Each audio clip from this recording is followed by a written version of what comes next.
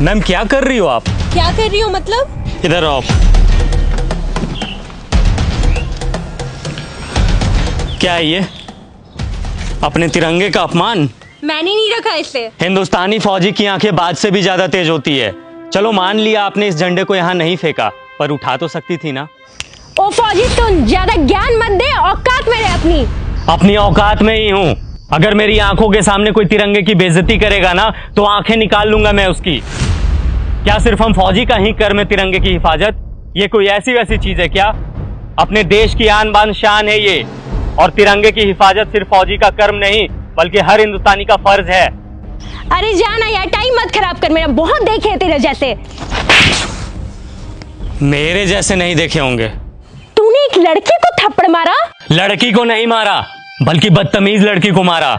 हमें यह नहीं सिखाया जाता कि किसी बेगुनाह इंसान पे अपना हाथ भी उठाया जाए, लेकिन इतना तो तुम्हें भी पता होगा कि अगर कोई इंसान हमारे तिरंगे की तरफ आंख उठा करके भी देखेगा तो हिंदुस्तानी फौजी आंखें निकाल लेगा उसकी। फौजी होने का बड़ा घमंड है तुझे, औकात ही क्या है तुम्हारी? घमंड नहीं, फौजी होने का बहुत ही ज्यादा घमंड है मुझे, और इतनी औकात ही मेरी काफी है। तुम जैसे लोग ना 25-30 हजार की नौकरी करके ही खत्म हो जाते हो, और देख मेरी औकात, 10 लाख की गाड़ी में घूमती हूँ। तुम घूमो 10 लाख की गाड़ी में, हमें 50 डिग्री गर्मी, -50 डिग्री ठंडी, तेज बारिश में भी बॉर्डर पे खड़े होकर अपने देश के लिए हंसते हंसते सीने पे गोली खाने में फक्र महसूस होता है।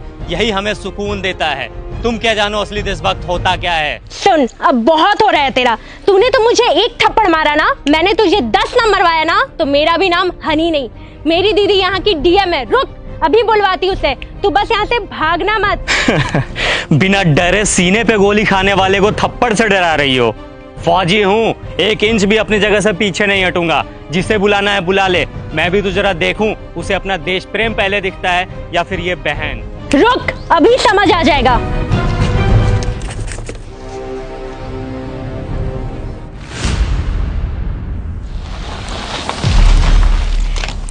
दीदी, यही है वो इंसान जिसने मुझे थप्पड़ मारा है।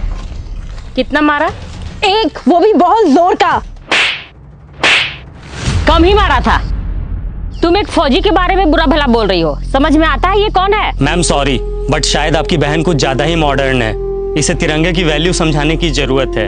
इसने ये तिरंगा इधर फेंका और जा रही थी। वो फट गया तो तू रख के क्या करती? अच्छा, फट गया था। 1 मिनट मैम।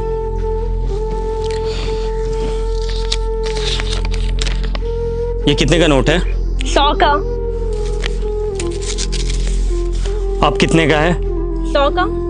अरे क्यों, फटने से इसकी वैल्यू खत्म नहीं हुई? मैं भी फेंक देता हूं इसे। बड़े शर्म की बात है, एक नोट फट जाने के बाद भी अपनी वैल्यू नहीं खोता, चाहे वो 10, 20, 50, 100, 1000 कितने का भी हो। लेकिन हमारा तिरंगा जो अनमोल है वो फट जाने के बाद अपनी वैल्यू खो देता है। लोग इसे फेंक देते हैं। वाह। अब आपको कुछ बोलने की जरूरत नहीं है। आई एम सॉरी, मुझे सब समझ में आ गया है।